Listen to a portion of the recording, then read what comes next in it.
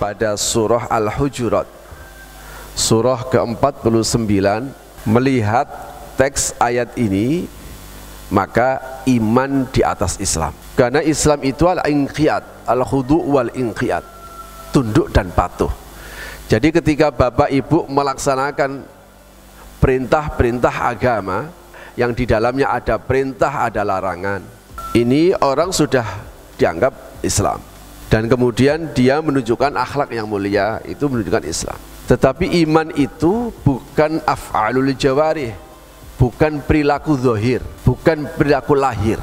Tapi iman itu adalah af'alul qulub. Jadi artinya menurut ayat ini, iman itu ya ada di qalbu, sehingga orang lain tidak ada yang tahu.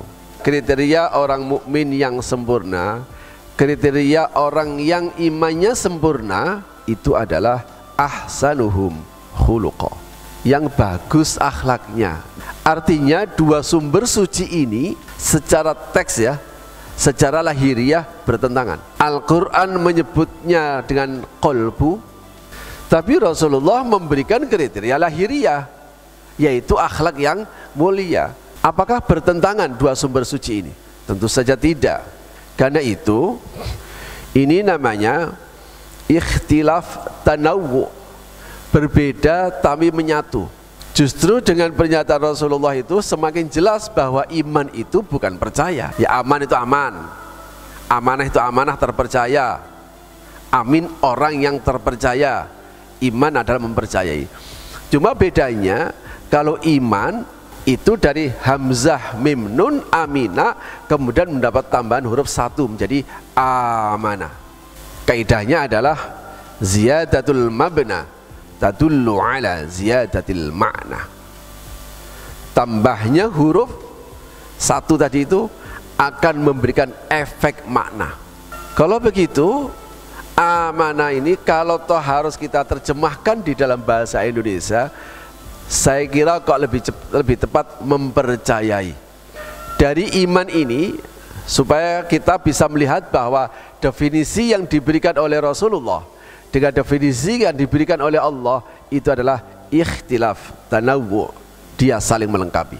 Makanya kemudian para ulama memberikan satu definisi bahwa iman itu harus mengandung tiga unsur. Yang pertama, tasdiqun bil qalbi, iman harus hatinya membenarkan. Kemudian wa qaulun bilisanin, lisannya mengucapkan. Kemudian wa amalun bil arkan, anggota tubuhnya melaksanakan apa yang diucapkan, apa yang dalam hatinya. Jadi orang mukmin itu tiga-tiganya ada. Kalau kita melihat dari definisi ini, maka sesungguhnya apa yang disampaikan oleh Rasulullah, iman yang sempurna itu adalah orang yang akhlaknya mulia. Ya, kenapa Rasulullah tidak bilang qalbu? Lah, Rasulullah itu bukan Allah, Rasulullah bukan Tuhan.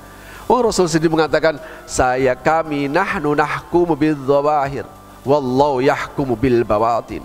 Al-hadis atau kama qala Rasulullah sallallahu alaihi wasallam. Kita ini hanya bisa menghukumi dari sisi lahiriah. Lah, kalau batin itu urusan Allah. Tapi apakah Rasulullah tidak pernah tidak tahu suara hati orang? Ya pernah. Artinya kalau Rasulullah kemudian tahu hati orang sebelum dia ngomong, itu pasti ada ilham dari Rasulullah, dari Allah Subhanahu wa ta'ala. Artinya Rasul tahu kata hati, tapi pengetahuan Rasulullah terhadap af'alul qulub, sesuatu yang terjadi dalam hatinya itu adalah informasi dari Allah Subhanahu wa ta'ala. Hakikatnya ya Rasulullah gak tahu, manusia biasa. Allah lah yang memiliki kegaiban, dan tidak ada yang bisa tahu kecuali orang yang memang diridhoi oleh Allah Subhanahu wa ta'ala. Bagaimana mungkin ada sebuah hadis dari sumber yang sama kemudian bertentangan? Kita percaya bahwa Rasulullah adalah al-amin. Hadis yang pertama, mungkin kalau hadis yang kedua ini akan sesuai dengan faman ya'mal mithqala dzarratin khairan yarah. Itu bisa sesuai. Wa man ya'mal mithqala dzarratin syarran yarah. Gitu. Sekecil apapun kebaikan akan dibalas oleh Allah. Sekecil apapun keburukan akan dibalas oleh Allah. Man 'amila shalihan min dzakarin aw untha wa huwa mu'minun falanuhyiyannahu hayatan thayyibah. Siapa saja yang beramal soleh, baik laki maupun perempuan yang didasar oleh iman, dia akan mendapatkan kehidupan yang baik. Ini akan sesuai dengan hadis yang kedua, tapi tidak sesuai dengan hadis yang pertama. Apa kita bertentangan? Pasti tidak. Sehingga dari sinilah kemudian dibahas, oh itu Rasul tidak kemudian menafikan fungsi amal, tapi Rasul sedang melatih hati kita. Jangan sampai ada sebuah klaim, sudah merasa baik kemudian sudah merasa paling berhak masuk surga.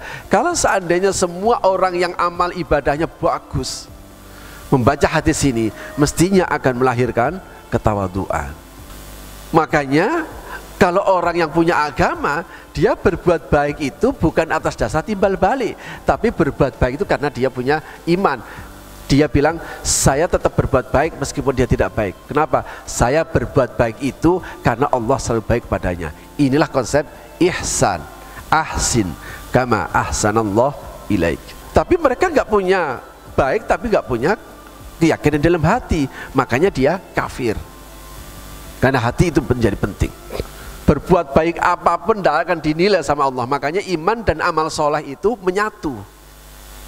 Iman urusannya hati, amal soleh realisasi dari iman. Tidak ada iman tanpa amal soleh, tidak ada amal soleh tanpa diberikan oleh iman. Karena itu yang bisa melaksanakan amal soleh hanya orang yang mukmin. Kalau orang nggak punya iman, hanya amal khair namanya, hanya berbuat baik tapi tidak beramal soleh. Makanya perbuatan baik non muslim itu tidak bisa disebut amal soleh. Makanya di akhirat itu balasannya itu harus iman dulu, baru semuanya punya nilai. Kalau nggak ada iman, nggak ada bernilai semuanya. Saya tidak bermaksud mempertentangkan ya. Ada kriteria yang diambil oleh Al-Quran, ada kriteria yang diambil oleh Rasulullah, dan dua kriteria itu kemudian kita pertemukan. Ini namanya ikhtilaf tanawwu. Kelihatannya berbeda, tapi sesungguhnya saling melengkapi.